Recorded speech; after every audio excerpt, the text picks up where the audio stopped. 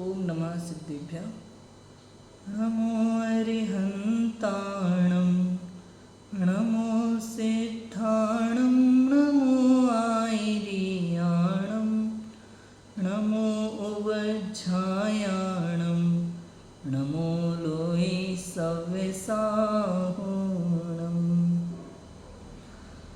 मंगलमय मंगलकरण वीतराग विज्ञान नमो ताहि जाति भय अरहंतादि महान। करि मंगल करि हो महा ग्रंथ करन को काज। जाति मिले समाज सब पावे निज पद राज। सो निज भाव सदा सुखद अपनो करो प्रकाश। जो बहुविधि भव दुख निको करि है सत्तानाश। आचार्य कल्प पंडित तोडरमल जी द्वारा विरचित यह मोक्ष मार्ग प्रकाशक ग्रंथ है। तीसरा अधिकार चल रहा है। सो निज भाव सदा सुखद अपनो करो प्रकाश। अपना निज भाव चैतन्य भाव ही सुख को देने वाला है। सदा हमेशा उसका प्रकाश करते हैं इस अधिकार में। और जो बहुविधि भव दुखनि को, जो बहुत प्रकार के संसार दुख के कारण हैं, उसको उसकी सत्ता का अंत करेंगे। ऐसा ये तीसरा अधिकार है, संसार दुख तथा मोक्ष सुख का निरूपण। इसमें पहले संसार के दुख बताए जाएंगे। ये संसार दुख क्या है, दुख क्या है। अभी तो संसारी जीवों को ये पता नहीं है कि दुख क्या होता है। उनको लगता ही नहीं है। आप अभी भी आप किसी से पूछो ना, हाय हेलो करो, कैसे हो, बहुत मज़े में। उनको मालूम ही नहीं है कि दुखी हैं। आकुलित व्याकुलित, प्रति समय परेशान है, 50 समस्याएं हैं, लेकिन कहेंगे यही मज़े में। उनको अभी अंदर से ये भास ही नहीं होता कि वो दुख है, दुखी हैं। तो पहले बताएंगे कि दुखी हैं, दुख क्या है। उसके बाद मोक्ष सुख का निरूपण करेंगे। अभी सुख बताएंगे तो सुख समझ में नहीं आता। उन्हें लगेगा कि अभी भी हम सुखी हैं। क्या समस्या है, बच्चे अच्छा कमा रहे हैं, हम अच्छा खा रहे हैं, और क्या चाहिए, घूम रहे हैं, फिर रहे हैं, ऐश कर रहे हैं, यही तो सुख है। उन्हें सच्चा सुख नहीं पता। पहले तो इसमें उन्हें दुख बताएंगे कि ये दुख है, उसके बाद सुख क्या है वो बताएंगे। अब इसमें 3 प्रकार से दुखों की चर्चा की है। कौन कौन से 3 प्रकार से? पहला तो कर्मों की अपेक्षा से दुख, दूसरा पर्याय की अपेक्षा से दुख, और तीसरा जीव की जो 4 प्रकार की इच्छाएं हैं, वो इच्छाओं का दुख। वास्तव में तो दुख इच्छाओं का ही है। ये जो कर्मों की अपेक्षा से, पर्याय की अपेक्षा से बता रहे हैं ना, ये बहुत स्थूल कथन है, निमित्त कथन है, स्थूल कथन है। और इच्छाओं के कारण ही वास्तव में जीव दुखी है, क्योंकि इसे लगता है कि दुनिया हमारे हिसाब से चले। इसकी इच्छाएं होती है 50 तरह की। मुझे ये भी चाहिए, मुझे ये भी चाहिए, मुझे ये भी चाहिए, काश ये ऐसा होता, काश ये ऐसा होता, काश ये ऐसा होता। यही दुख का कारण है, इच्छाएं। और इच्छाओं के अलावा एक और वर्ड अपन यूज़ करें तो, हाँ, तृष्णा तो इच्छा का ही पर्यायवाची शब्द है। अपन किसी से रखते हैं ना, हाँ, अपेक्षा रखते हैं किसी से, वो दुख का कारण है। किसी से अपेक्षा रखना, किसी पे निर्भर होना, क्योंकि कोई हमारा काम करे, कर पाए, ये उसके हाथ में भी नहीं है। और हमारा काम अच्छे से हो, ये हमारे हाथ में भी नहीं है। इसलिए ये सोचना कि ऐसा होगा, ऐसा होगा, एक लक्ष्य बना लेना, ये भी दुख का कारण है। पूरा संसार आपको यही कहेगा एक लक्ष्य बना के चलो, लेकिन वास्तव में लक्ष्य आपके दुख का कारण है। सांसारिक सारे लक्ष्य दुख के कारण है। आप सोचते रहो काश ऐसा होगा, ये होगा। हम अपने बच्चों को भी यही सिखाते हैं, इस लक्ष्य पे जाना, उस लक्ष्य पे जाना। जीवन का कोई ना कोई उद्देश्य होना चाहिए, और अगर उद्देश्य पूरा होता दिखाई ना दे तो वो दुखी होता है। इसलिए पहले से इतना सोचना ही नहीं संसार के विषय में। सबसे पहला जीव का उद्देश्य मालूम है क्या है? ये पता करना कि मैं कौन हूँ। पहला उद्देश्य ये होना चाहिए हमारा, मैं कौन हूँ, मेरा स्वरूप क्या है, ये जो मेरे भाव हो रहे हैं इनका क्या फल लगेगा।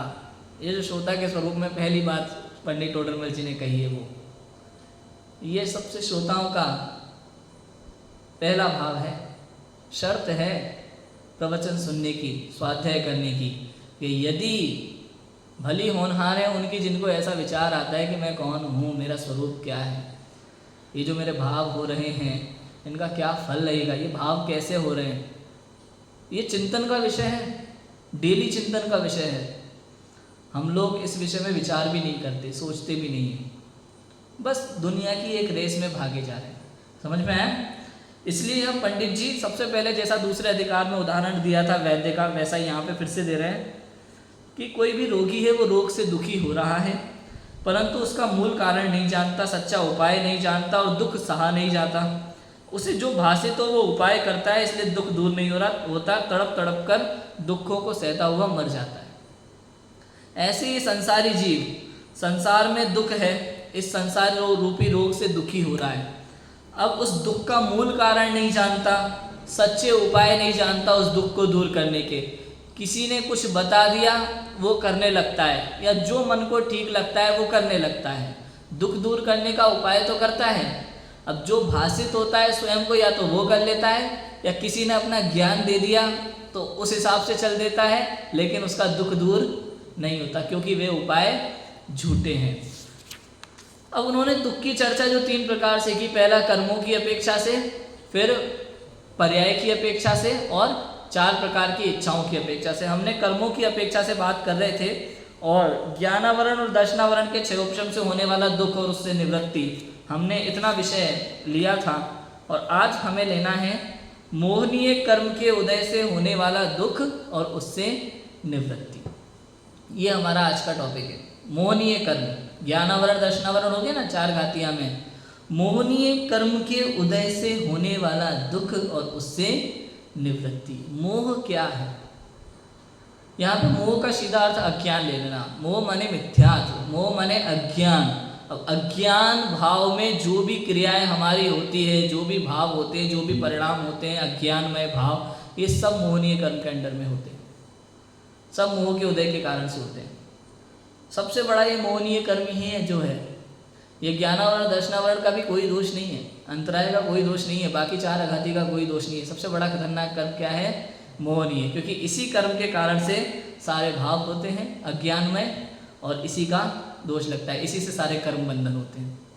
ठीक है, देखो, मोह का उदय है सो दुख रूप ही है, किस प्रकार सो कहते हैं। पहला पॉइंट क्या लिखा है पंडित जी ने कि मोह का उदय जो है ना वो दुख रूप ही है। मोह का भाव दुख रूप है, मोह का उदय दुख रूप है। वर्तमान में जो मोह का भाव हो रहा है वो भी दुख रूप है, उससे जो कर्म का बंध हो रहा है और जो कर्म का उदय हो रहा है वो मोह का उदय, वो भी कैसा है? दुख रूप है।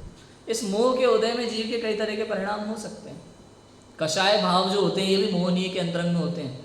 ये जो पूरी 25 कषाय है ना, ये चारित्र मोहनीय के भेद हैं, और मिथ्या श्रद्धान दर्शन मोहनीय के भेद है ना 3।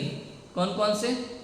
मिथ्यात्व, सम्यक मिथ्यात्व और सम्यक्त्व प्रकृति, ये 3 भेद दर्शन मोहनीय के। मिथ्यात्व जो है उल्टी मान्यता, ये दर्शन मोहनीय है। सबसे पहले इसी को तोड़ना होता है, जब तक ये नहीं टूटता तब तक काम नहीं होता। मिथ्यात्व चला जाए तो सम्यक दर्शन हो जाए, सम्यक दर्शन हो जाता है तो ज्ञानी जीव को वस्तु स्वरूप का सच्चा श्रद्धान होता है, उसको सही समझ होती है, वो दुखी नहीं होता। मैं ज्ञानी जीव इतने सहज होते हैं, उनको किसी प्रकार की समस्या नहीं रहती, दुखी नहीं होते संसार में। इसी संसार में आपके बीच में रहते हुए भी वो जलते भिन्न कमल की तरह रहते हैं एकदम। संसार में क्या चल रहा है उन्हें कोई लेना देना नहीं होता, अपने स्वरूप में मग्न, वस्तु स्वरूप में मग्न, ऐसे होते हैं। देखो, दर्शन मोहनीय से दुख और उससे निवृत्ति। प्रथम तो दर्शन मोह के उदय से मिथ्या दर्शन होता है, उसके द्वारा जैसा इसके श्रद्धान है वैसा तो पदार्थ होता नहीं है, जैसा पदार्थ है वैसा ये मानता नहीं है, इसलिए इसको आकुलता ही रहती है। ये आकुलता जीव के दुख का कारण है। आकुलता दुख का दूसरा नाम है और निराकुलता सुख का दूसरा नाम है। इसलिए लिखा छैड़ाला में पंडित दौलत राम जी ने, आत्म को हित हे सुख सो सुख, आकुलता बिन कहीं, आकुलता शिव माहि न ताती, शिव मग लाग्यो चाहिए। आत्म का जो हित है ना वो आकुलता बिन अर्थात निराकुलता में है, और वो चाहिए निराकुलता, इसलिए हमें वो निराकुलता कहाँ पे है? शिव मार्ग मोक्ष में, शिव में मोक्ष निराकुलता है, इसलिए हमें वो शिव मग लाग्यो चाहिए, इसलिए वो हमें मोक्ष का मार्ग चाहिए निराकुल रहने के लिए। ये आकुलता ही तो दुख है, और कोई दुख नहीं है संसार में। कोई चीज़ हमें चाहिए, वो हमें नहीं मिल रही, तो वस्तु दुख का कारण नहीं है। ये जो मन में आकुलता हो रही है ना, ये दुख का कारण है, ये दुख है, इसका नाम दुख है। कोई काम हम करा रहे हैं या कर रहे हैं, वो समय से नहीं हो पा रहा है, लेट हो रहा है, और उस लेट होने में जो मन में प्रति समय आकुलता चल रही है ना, वो दुख है। वो काम दुख नहीं है, कोई व्यक्ति दुख नहीं है, वो आकुलता दुख है, अपने अंदर में ही दुख है। समझ में आ रहा है कि नहीं आ रहा? आकुलता का दूसरा नाम दुख है। अब वो कैसे होता है कि दर्शन मोह के उदय से प्रथम तो मिथ्या दर्शन होता है। सबसे पहले तो दर्शन मोह के उदय से क्या हुआ? मिथ्या दर्शन। दर्शन मोह क्या है? दर्शन जो है ना वो आत्मा का गुण है। यहाँ दर्शन का अर्थ देखना नहीं, दर्शन का अर्थ क्या है? श्रद्धा। और देखना भी अर्थ लें तो भी कोई दिक्कत नहीं है। देखने का मतलब क्या होता है पता है? नजरिया। देखना माने नजरिया, कि आप संसार को किस दृष्टि से देखते हैं। अब वस्तु स्वरूप की सच्ची दृष्टि, ये सब में एक दर्शन, और वस्तु स्वरूप की मिथ्या दृष्टि माने मिथ्या दर्शन। समझ में है? आपकी दृष्टि क्या है वस्तु स्वरूप को देखने की? और आधा गिलास और खाली और आधा गिलास भरा होता है ना, दृष्टि में अंतर होता है, बिल्कुल वैसे ही यहाँ दर्शन का अर्थ यहाँ पे श्रद्धा है, और दर्शन का अर्थ आप दृष्टि भी ले सकते हो। दृष्टि माने नजरिया, देखना, आप किस दृष्टि से देखते हैं पदार्थ को। स्वाध्यायी जीव की दुनिया को देखने की दृष्टि बदल जाती है, ये परिवर्तन होता है स्वाध्याय का, है ना? जब तक हम नहीं जानते ना, तब तक हमें दुनिया को देखने के नजरिए अलग होते हैं। आप देखो जितने भी लोग ऐसे हैं ना संसार में, आपको दिखेंगे जो स्वाध्याय नहीं करते, उनकी दृष्टि देखना संसार के प्रति। उनसे पूछोगे धर्म क्या है, तो पूजा पाठ धर्म है, दयादान धर्म है, उनके लिए धर्म वही है। जब तक ये नहीं पढ़ा तब तक उनकी दृष्टि वहीं तक सीमित है, और जब स्वाध्याय कर लेते तो समझ में आता है नहीं, ये तो शुभ भाव है, ये तो संसार में फंसाने वाला है। समझ में आया कि नहीं आया? अनादिकाल से यही तो करते आ रहे हैं। कौन सा नया काम किया हमने? समोशरण से खाली हाथ लौटाए। कितनी ही बार दीक्षा ले ली, लेकिन आत्म कल्याण नहीं किया। तब समझ में आता है कि ओह, हमने अनादिकाल से लेकर आज तक इसी में समय बर्बाद किया, और इसी को आज भी धर्म मान के बैठे, और यही करे जा रहे हैं जबरदस्ती। समझ में आया कि नहीं आया? तुरंत दृष्टि पलट जाती है। अब आत्म कल्याण की ओर चला जाएगा। अब वो संसार को जब भी देखेगा ना, तो उसकी दृष्टि बदल जाती है देखने की। कोई भी घटना घट रही हो परिवार में, घर में, तो वो जानेगा जो होना था वही हो रहा है, कोई बड़ी बात नहीं है। केवली भगवान ने देख रखा है, बदलने की ताकत किसी में नहीं है। इंदोवा तह जिनेंदोवा, इंद्र और जिनेंद्र भी इसे टालने में समर्थ नहीं है। अब सोचो, पूरी व्यवस्था फिक्स है, कितना आनंद की बात है। आप कभी विचार करो तो हमारे हाथ में कुछ है ही नहीं। सामान्य व्यक्ति को लगेगा ओ, अब पुरुषार्थ का क्या होगा? उसको लगता है पुरुषार्थ का क्या होगा, हमारे हाथ में कुछ है ही नहीं। अरे प्रभु, आप सोचो अजय भाई, जैसे ये काम चल रहा है, पूरा पेपर वगैरह का काम अपने यहाँ चल रहा है, लग रहे हैं सब। अब अपन ने कॉन्ट्रैक्ट दे दिया किसी को, अब कॉन्ट्रैक्टर काम कर रहा है, अच्छे से अच्छा काम हो रहा है, तो आपको तसल्ली कब होगी? अब पूरा दिन भर आप खड़े होकर मेहनत करोगे, खुद काम करोगे, तब अच्छा लगेगा? या वो कॉन्ट्रैक्टर अपना काम करेगा तो आपको खाली देखना है, मशीनों से काम चल रहा है, आपको खाली बैठे बैठे अच्छा लगेगा? बताओ। लेकिन यहाँ अज्ञानी जीव को लगता है नहीं, मैं कुछ करूँ तो फायदा है, ना करने में उसे पुरुषार्थ नजर नहीं आता। पुरुषार्थ स्वीकृति में सारी व्यवस्था अपने आप हो रही है, तुझे करना ही नहीं है कुछ। समझ में आया कि नहीं आया? एक शहर था, बहुत ही प्यारा शहर था, सिटी। वहाँ पे चोरी चकारी नहीं होती थी, कोई डाका वाका नहीं डलता था, कोई गलत काम नहीं होते थे, बड़े आराम से राज्य चल रहा था। राजा बड़ा खुश था, प्रजा खुश थी, आराम से राज्य चल रहा था। अब कोई व्यक्ति कहे अरे ऐसा किस काम का राज्य, चोरी होती नहीं है, लूटपाट होती नहीं है, गलत काम होते नहीं है, ऐसे राज्य में रह के क्या करेंगे? अरे भाई, ये तो अच्छी बात है ना। किसको लगता है कि ऐसा हो कि जो चोर है, डाकू है, जो इस तरह के कामों में प्रवीण है, उसे लगता है कि नहीं ये सब हो तो ही मजा आए। ऐसे ही ज्ञानी जीव, भाई कुछ करना ही नहीं है, ज्ञाता दृष्टा रह के आत्मा का आनंद लेना है, तो ऐसे ज्ञानियों को ये बात पसंद आती है। और अज्ञानी जीव जो है उसको वो करता धरता, मैं ये करूँ, मैं वो करूँ, वो करूँ, वो करूँ, उसकी वही धुन लगी रहती है। यहाँ तक कि मंदिर भी आएगा, प्रवचन भी सुनेगा, गुरुदेव के पास भी आएगा तो कहेगा गुरुदेव श्री ठीक है आपने बताया आत्मा का ध्यान, सम्यक दर्शन वो जरूरी है, अच्छा सम्यक दर्शन के लिए करें क्या, कुछ तो बताओ क्या करूं। तो गुरुदेव कहेंगे करना ही तो नहीं है कुछ, ये जो क्या करूं की बात है ना ये छोड़ो पहले, तो सम्यक दर्शन होगा। उसको लगता है कि थोड़ा पूजा पाठ कर लें, उसके बाद बैठ के 1 आध घंटा स्वाध्याय कर लेंगे, भाई फिर माला वाला फेर लेंगे 4-5, शाम को बैठ के 10-12 जाप और पढ़ लेंगे, तो अब तो होगा सम्यक दर्शन के नहीं होगा, सामायिक कर लेंगे 2-3 बार। कुछ करना नहीं है इसका नाम, आप ये जो कर रहे हैं ना, कर रहे हैं ये करना करना करना, ये टोटल आप संसार की तरफ बिजी हो रहे हैं, अपने आप को व्यस्त कर रहे हैं, फ्री नहीं कर रहे। ये 10 लक्षण अष्टानिका आते हैं, शाश्वत पर्व आते हैं, हम इन पर्वों में भी सोचते हैं कि भाई धर्म आराधना करेंगे, व्यापार बिजनेस से फ्री होकर के और बढ़िया धर्म आराधना में अपना मन लगाएंगे। अब क्या करते हैं मालूम है, लोग उपवास व्रत तो करते ही हैं, भाई एक टाइम खाएंगे, तो अब मर्यादा का सब भोजन वगैरह लेंगे, महिलाएं लग गई किचन में, सब मसाले वसाले पीसना, मर्यादित भोजन वगैरह सब, सुबह सुबह से 10-12 पूजन लेंगे शानदार, 10 बज गए, 10:30 बज गए, 11 बजे, उसके बाद तत्वार सूत्र का पाठ करेंगे, 1 बजे आएंगे, भोजन करेंगे, उसके बाद महिलाएं कर रही हैं 3 बजे तक आराम से, पूरा टाइम बिजी। शाम को फिर वो वही भक्ति आरती और वो प्रवचन, सांस्कृतिक कार्यक्रम वगैरह वो सब, तो उसने आत्मचिंतन का समय ही नहीं निकाला। पूरा पर्व, पूरा शाश्वत पर्व निकल जाता है 10 के 10 दिन, 10 के 10 दिन निकल जाते हैं, 8 के 8 दिन निकल जाते हैं अष्टानिका के, लेकिन हम आत्मचिंतन करते ही नहीं। व्यापार छोड़ा था, वहाँ से दुकान से फ्री हुए तो हम इधर कहीं दूसरे काम में लग गए, पढ़ते रहते हैं, पढ़ते रहते हैं, पढ़ते रहते हैं, समझते भी नहीं हैं, पढ़ते हैं समझते नहीं हैं। पूजन पढ़ देते हैं, किसी पूजन का मीनिंग पूछ लो 1 लाइन का तो समझ में नहीं आएगा। सामायिक कर लेंगे, प्रतिक्रमण कर लेंगे, लेकिन प्रतिक्रमण होता क्या है वो मत पूछना कभी, कर लेंगे, उसको समझना है। इसका नाम है मिथ्या दर्शन। दर्शन मोह के उदय से मिथ्या दर्शन होता है।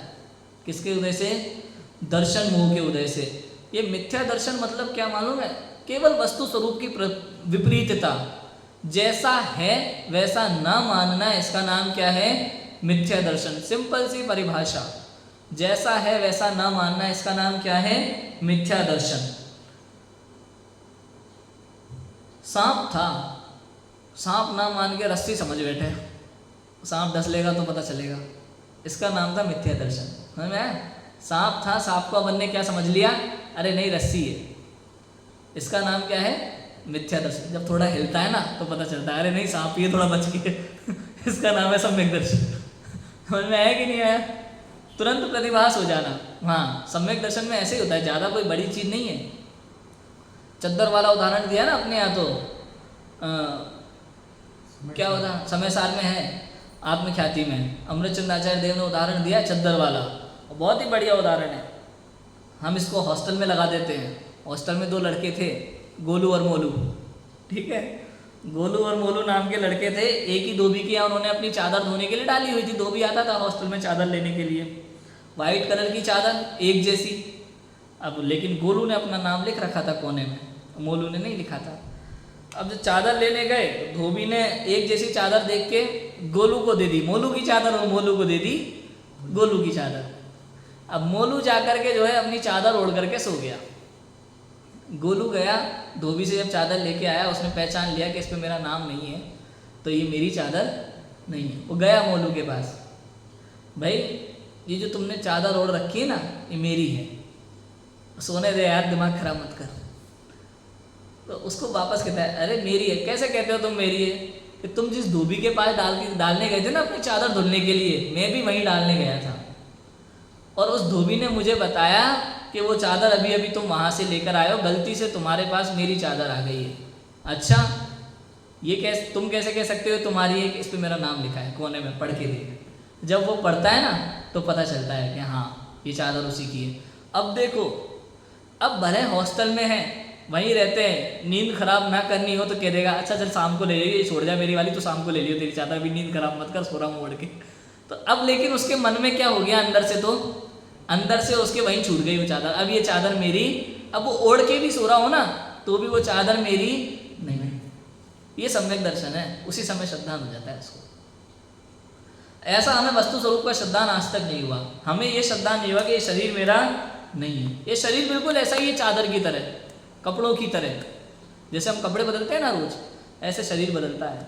आजकल लोग मृत्यु की बात को लेकर के घबरा जाते हैं, जन्म की बात के लिए उत्सव करेंगे, लेकिन मृत्यु की बात करो तो कह देते हैं अरे अरे अरे मरने की बात बोल रहे हो, कितनी गंदी बात बोलते हो आप, कुछ बड़ी बात नहीं है भैया, जन्म और मृत्यु समान है, एक जैसे हैं, कोई अंतर नहीं है।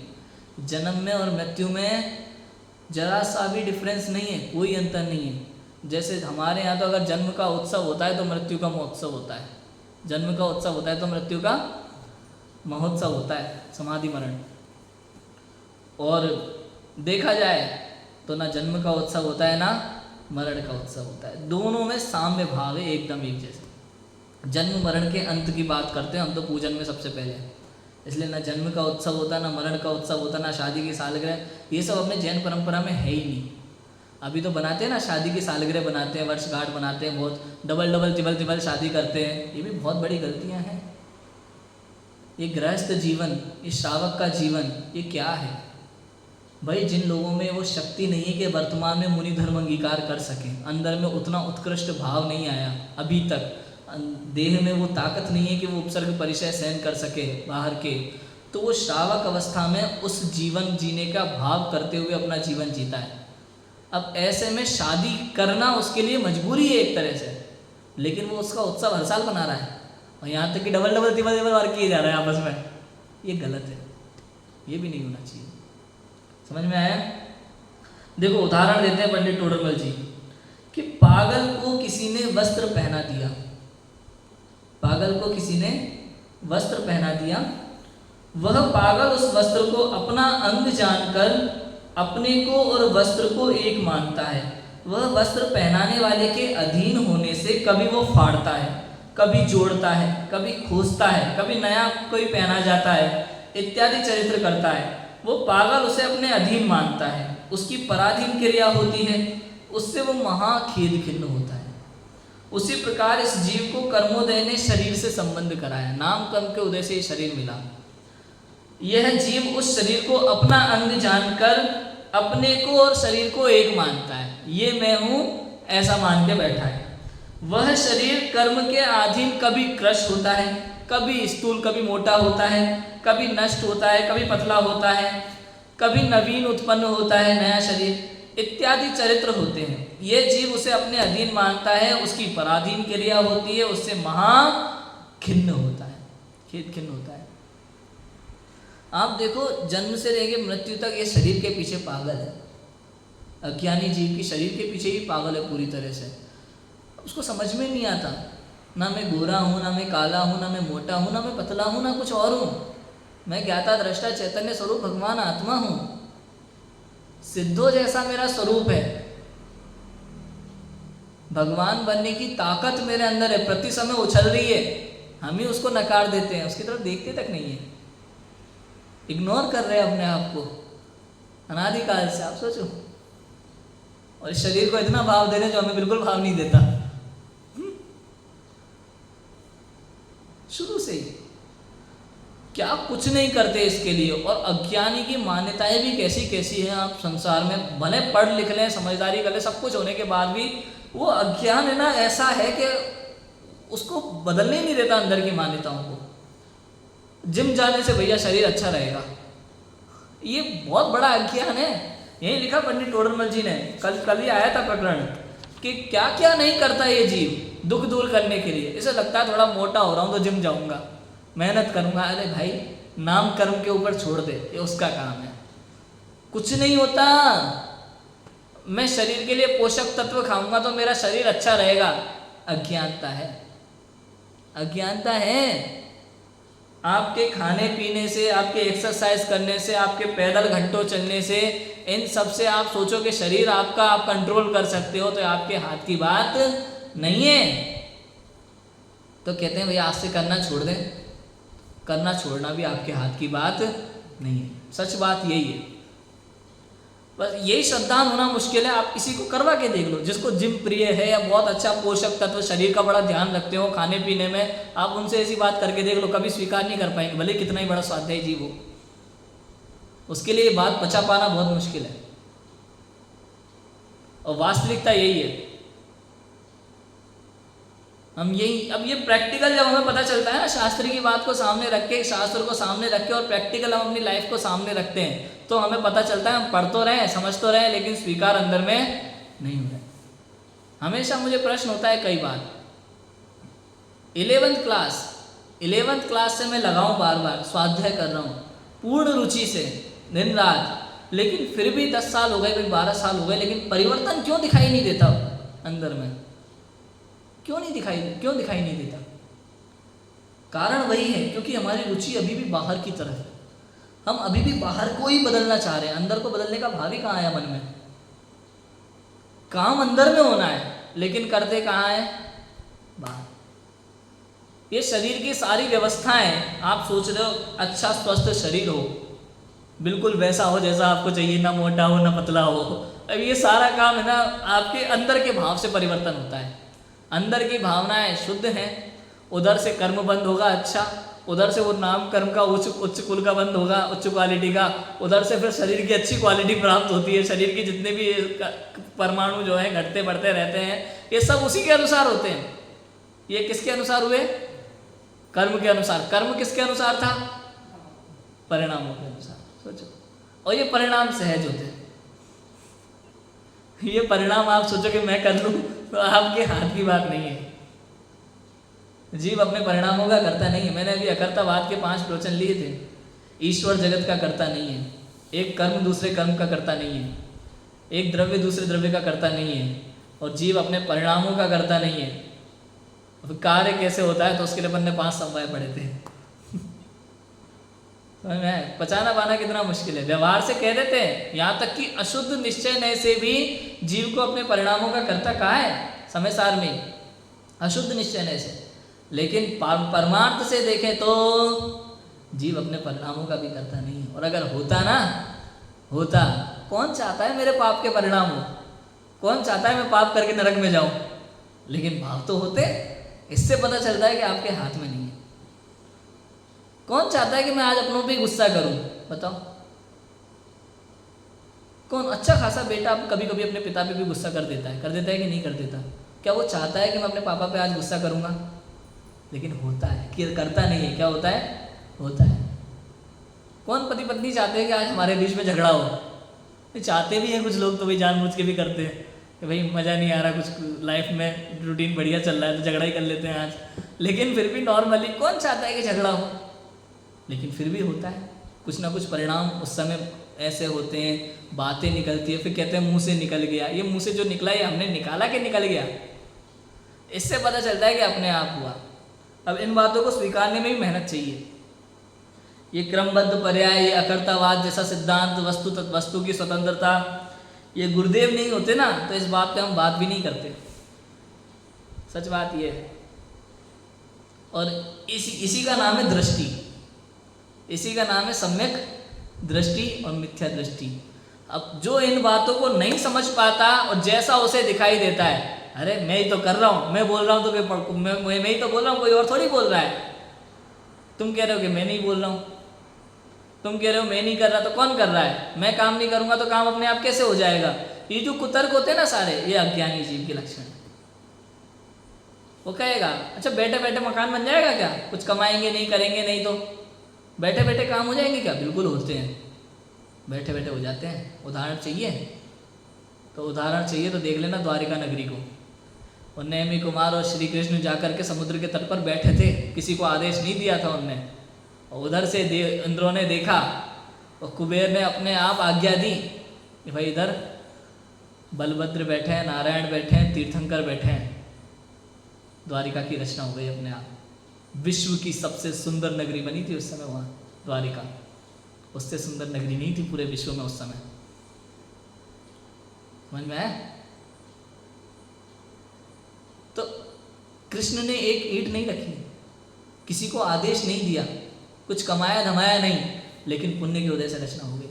राम लक्ष्मण सीता जब जंगल में थे ना वनवास में, देखो आप कहाँ इतने पुण्यशाली जीव, राजा के घर में पैदा हुए, कहाँ पाप का उदय के जंगल में भटक रहे हैं, और कहाँ वहाँ पुण्य का उदय ऐसा आता है कि जंगल के जो यक्ष होते हैं, यक्ष जाति के देव, वो पहचान लेते हैं कि ये तो नारायण और बलभद्र हैं, अष्टानी का पर्व शुरू हो रहे हैं। उनके मन में तो भाव ही आया था जिन दर्शन का, उधर से उन्होंने बड़ा वाइट कलर का कृत्रिम महल बना दिया, उसमें जिन मंदिर और सारी व्यवस्था, शुद्ध आहार भोजन पानी सारी व्यवस्था हो गई उनकी।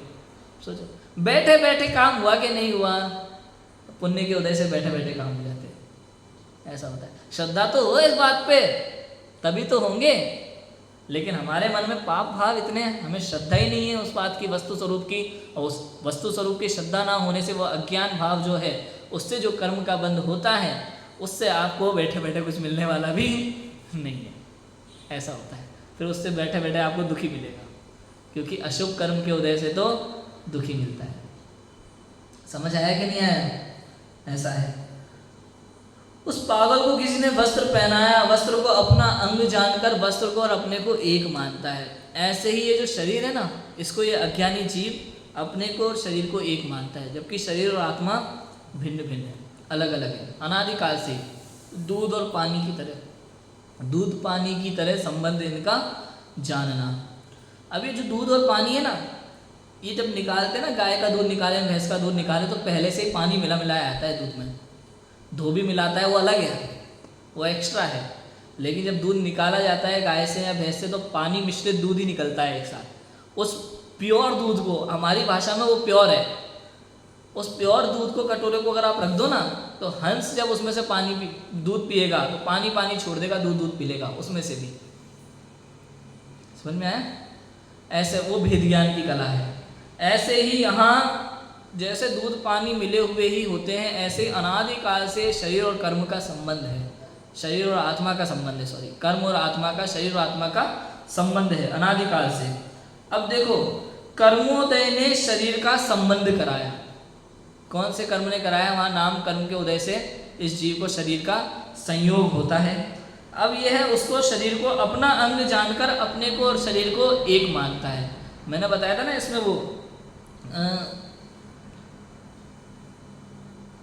तत्संबंधी वो सेठ जी वाली कहानी सुनाई थी। वो सेठ जी को अवधि ज्ञानी मुनिराज ने कहा था, आप अपने टॉयलेट में कीड़े बनोगे जा करके, है ना। तो उस टॉयलेट वो उसी पर्याय में तन्मयता, प्राप्त पर्याय में तन्मयता। तो ये जीव को जो भी शरीर मिलता है ना, एक इंद्रिय का भी जीव है, एक इंद्रिय जीव का शरीर, वो शरीर को अपना मान, उसे लगता है ये मैं हूँ और ये मुझे मार देगा।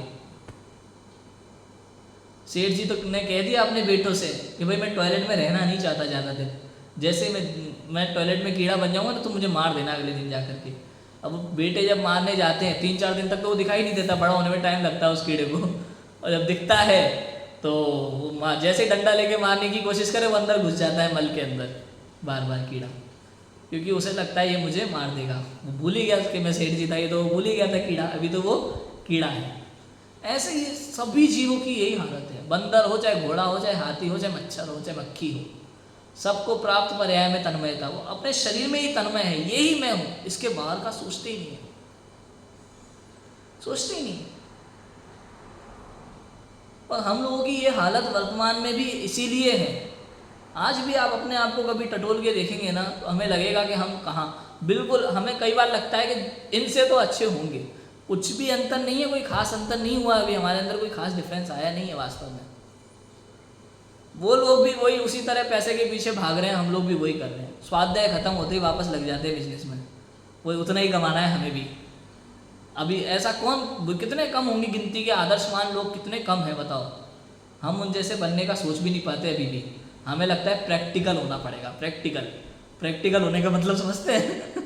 प्रैक्टिकल होने का मतलब है दुनिया जिस रेस में भाग रही है उस रेस में भागना। प्रैक्टिकल होने का मतलब है संसार मार्ग में तेज गति से भागना, इसका नाम है प्रैक्टिकल होना। क्योंकि ये सब संसार मार्ग में तेज गति से भाग रहे हैं। समय के साथ बदलना, ये क्या है? ये समय के साथ बदलना, प्रैक्टिकल होना, ये सब उसी रास्ते पे ले जाने वाला है हमें, क्योंकि सबके सब उसी रास्ते पे जा रहे हैं।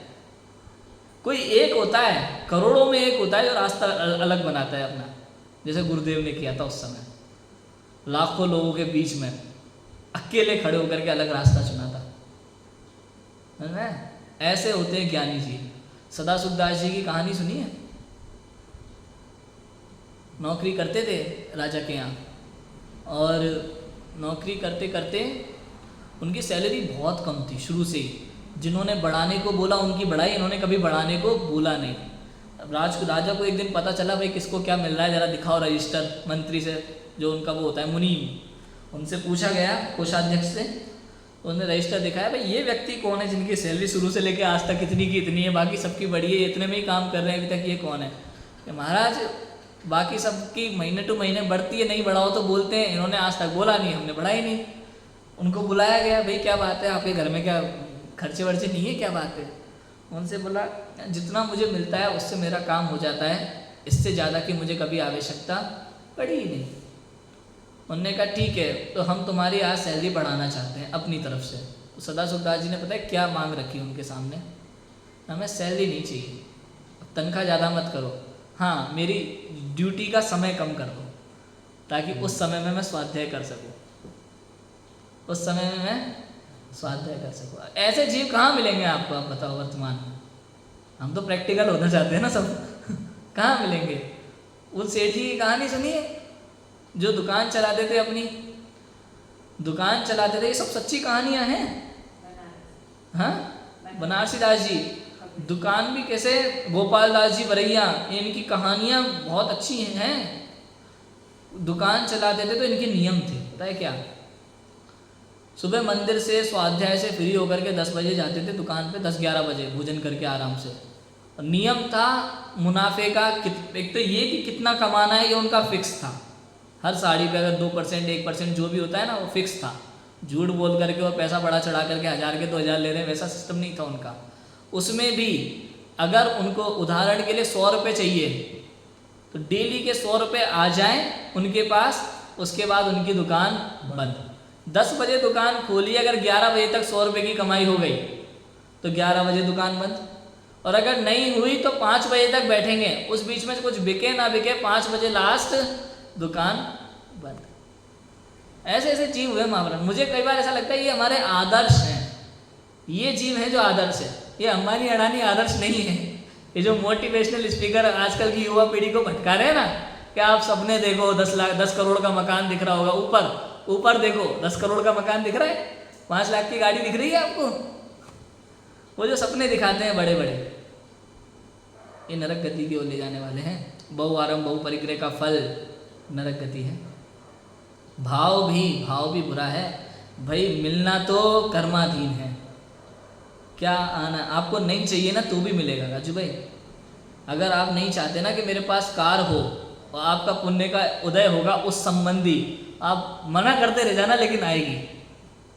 कई बार आप देखना घरों में ऐसा होता है, नहीं चाहिए हो तो भी अगर आपको वो सुख मिलना है ना, आपके पुण्य का उदय है तो मिलेगा।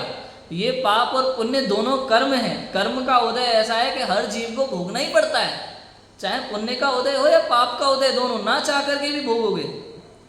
कौन से तीर्थंकर का जीव चाहता है कि मेरे अंगूठे में वो स्वर्ग का इंद्र आकर के अमृत डाल के जाए? लेकिन पुण्य इतना है कि वो डाल के जाता है है कि नहीं? कौन से तीर्थंकर बोलते होंगे नहीं हमारे लिए स्वर्गों से कपड़े आने चाहिए, फरमाइश होती होगी बड़ी बड़ी? कुछ नहीं, लेकिन पुण्य का उदय ऐसा है कि सब व्यवस्थाएं होती है।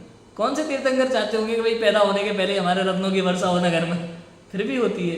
कहने का अर्थ ये है कि पुण्य हो या पाप हो, बंद किया है ना, बंद भोगना तो पड़ेगा पूरा का पूरा। इसलिए हमें कुछ करने की जरूरत नहीं है, इसलिए समझा रहे हैं। जो हम करना ले रहे हैं ये मिथ्या श्रद्धा, ये दृष्टि का अंतर है। अब ये पता चले तब तो, समझ में आए तब तो, ये दृष्टि का फर्क है। अज्ञानी जीव को लगता है ये शरीर और ये मैं हूं, इसी के प्रति पूरा समय इसी में लगा देता है। क्रीम पाउडर, आपको मालूम नहीं है कितना खर्चा है इसके लिए इसके ऊपर। आत्मा को तो कुछ लगता नहीं है भैया, अरूपी है, दिखता ही नहीं है। और जो दिखता नहीं है उसकी चिंता नहीं है, और जो दिखता है उसके लिए लगे आराम से सजाने के लिए दिन रात, दुनिया भर का खर्चा, उसके लिए मेहनत फिर उतनी ही कमाने के लिए।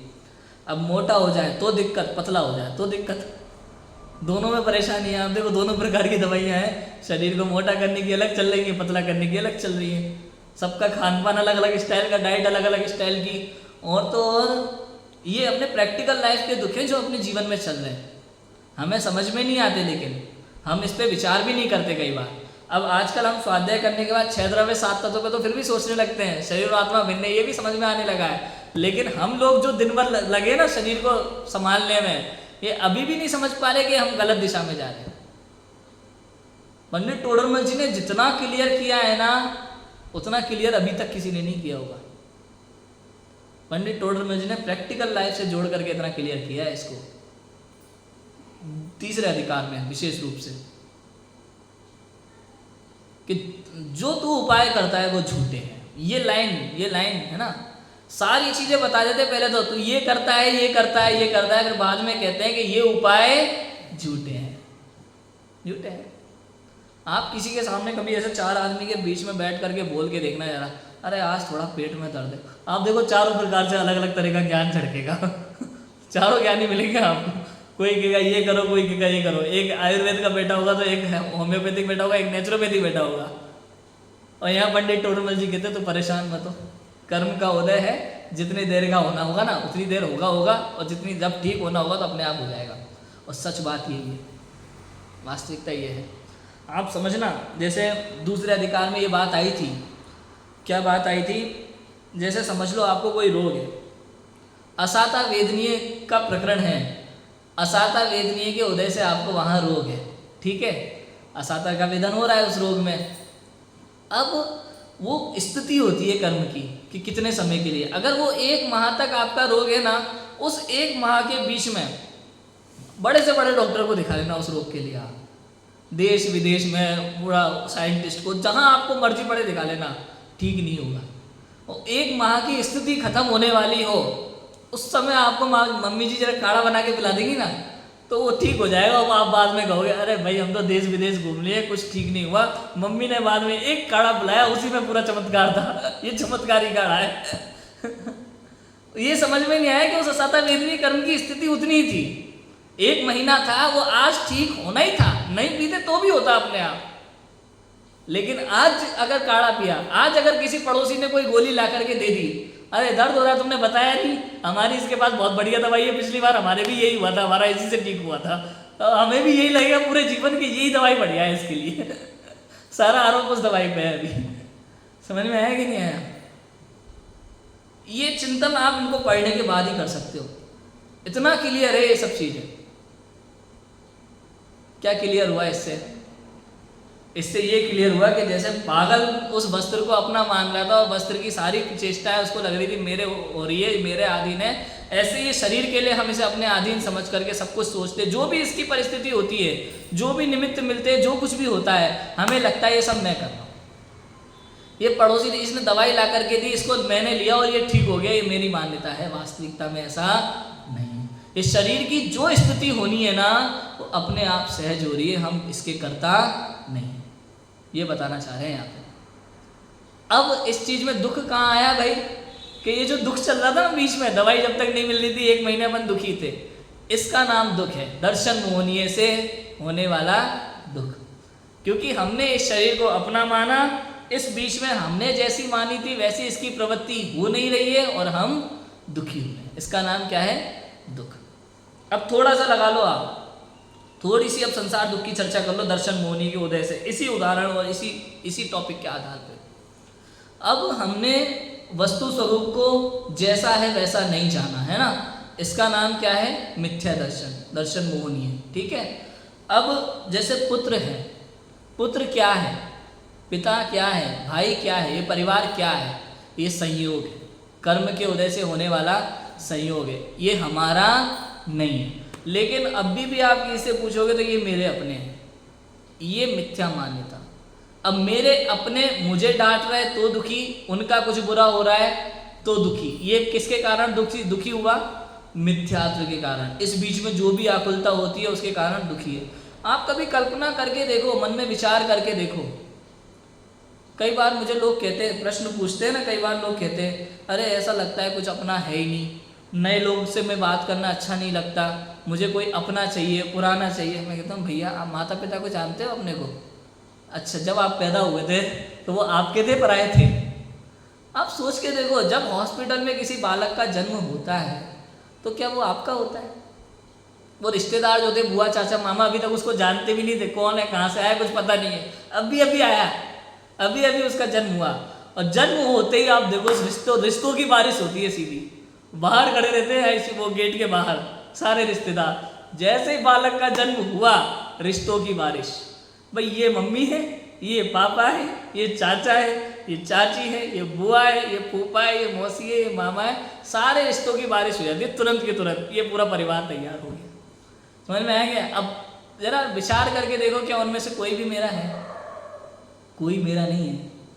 मेरा सो जावे नहीं, जावे सो मेरा नहीं। गुरुदेव का मंत्र है, मेरा सो जावे नहीं, जावे सो मेरा नहीं। इनमें से कोई मेरा नहीं है, लेकिन आज सब दावा कर रहे हैं मेरा है। काम आने पर सब भाग जाएंगे, देखना मौका देख के।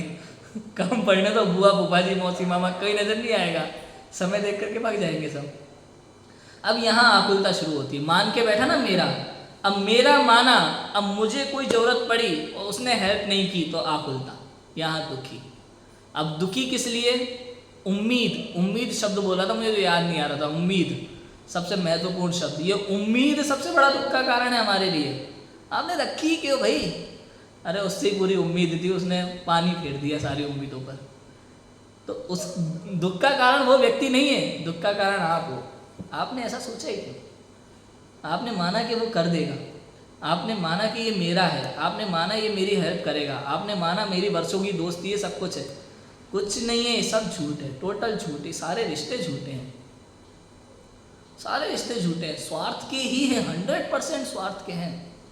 देख लेना आप भाई, माता पिता का रिश्ता तो सबसे पवित्र होता है, वो स्वार्थ का नहीं होता। अरे भैया, जब बेटा युवा हो जाता है ना, वो कमाता नहीं है, तब उसको ताने मिलते हैं घर में बैठे बैठे, वही माता पिता के। वो जब कमाने लग जाता है ना, तो उसको इज्जत मिलती है।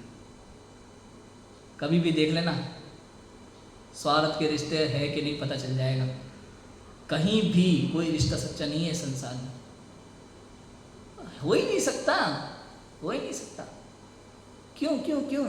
अरे माता पिता हर जन्म में बदल जाते हैं। इस जन्म में दूसरे, अगले जन्म में दूसरे, फिर दूसरे, और तो और पिछले जन्म का कोई बेटा अगर आज आ जाएगा ना बोल के दावा करके कि मुझे पूर्व जन्म याद आ गया, मैं आप ही का बेटा हूँ, स्वीकार करने को तैयार नहीं होगा।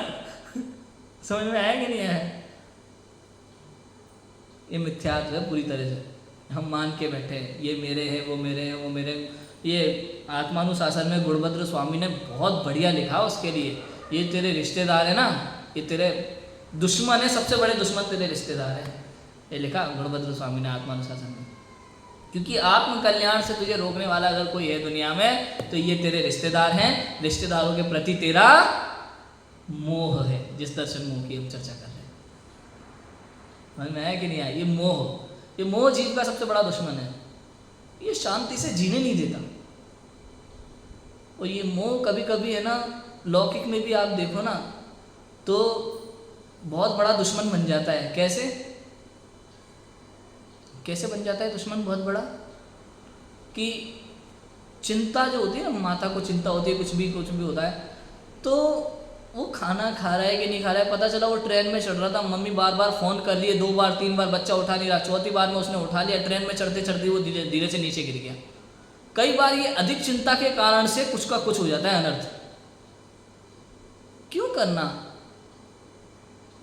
जबरदस्ती? वो उसकी चिंता के कारण से, अधिक चिंता के कारण से बने बनाए काम है ना, पूरी तरह से बिगड़ जाते हैं। ऐसे कई उदाहरण है, मैं दे सकता हूँ। समझ में आ रहा है कि नहीं आ रहा? ये मोह दुख का कारण है। हम अपनों को अपनी जिंदगी जीने नहीं देते। एक चिड़िया होती है ना, चिड़िया अपने जब उसका जन्म होता है ना उसके बच्चों का, तो अपने मुख में दाना लेकर के आती है, अपने बच्चों का पेट भरती है घोंसले में आकर के। और जब बच्चे बड़े हो जाते हैं ना, तो उन बच्चों को आज़ाद छोड़ देती है, अपनी घोंसले से दूर कर देती है। अपना अलग से जियो, कमाओ, खाओ, ऐश करो। लेकिन ये मनुष्य बहुत बड़ा स्वार्थी होता है। ये जिन बच्चों को बचपन से उनके सारे शौक पूरे करता है, उनको बांध के रखता है, उनको अपनी इच्छा से जीने नहीं देता एक दिन। समझ में आया कि नहीं आया? जबकि नियम तो ये है हमारे जैन दर्शन के अनुसार भी कि 8 साल की उम्र तक उसे सारे धार्मिक संस्कार दो प्रेम से, और उसके बाद उसे स्वतंत्र छोड़ दो। मारीची को भी स्वतंत्र छोड़ दिया था, इतने बड़े गलत काम करने के बाद भी उसको किसी ने रोका नहीं, क्योंकि सबको पता था जिसकी जैसी होनहार है वैसा ही होगा। मिथ्या सिद्धांत समझ में आ गया? शरीर की जितनी भी अवस्थाएं होती हैं ना भैया, अपने आप होती हैं। शरीर की अवस्थाएं, शरीर के रिश्तेदारों की अवस्थाएं, हमारे जॉब में, बाहर में, घर में, परिवार में जो कुछ भी हो रहा होता है सब व्यवस्थित व्यवस्था है, और उसमें मैं कुछ भी करने वाला नहीं हूँ। यहाँ हमने आकुलता की तो वो आकुलता हमारा दुख का कारण है। हम अपने आकुलता के कारण दुखी है, व्यवस्था के कारण दुखी नहीं है, क्योंकि जो भी हो रहा है ना वो सर्वज्ञ ज्ञान में वैसा ही झलक रहा है, उससे विपरीत कुछ भी नहीं हो रहा, और इसको आप बदल सकते थे, ये सोच भी आपकी मिथ्या है। हम सोचते ना कई बार कोई काम करने के बाद, यार काश मैं ऐसा कर लेता ना तो ऐसा हो जाता। भाई पॉसिबल ही नहीं था उस समय आपका विकल्प भी आया कि ऐसा करने का, क्योंकि केवली भगवान ने उस समय ऐसा ही देखा था। और उस समय जो मैं ऐसा कर लेता और ऐसा हो जाता, अगर वैसा तुम कर लेते ना तो व्यवस्था बदल जाती पूरी। मैं वैसा होता ही नहीं, जो हुआ है ना वो ही होना था। ऐसा कुछ भी नहीं होगा इस संसार में जो नहीं होना है, वही होगा जो होना है। इसी का नाम जैन दर्शन है, इसी का नाम वस्तु स्वतंत्रता है, इसी का नाम और इसी की स्वीकृति का नाम सम्यक दर्शन। हम सभी को ऐसे वस्तु स्वरूप की स्वीकृति हो, सम्यक दर्शन की प्राप्ति हो, इसी मंगल भावना से की बात को प्राप्त। ओम नमः शिवाय।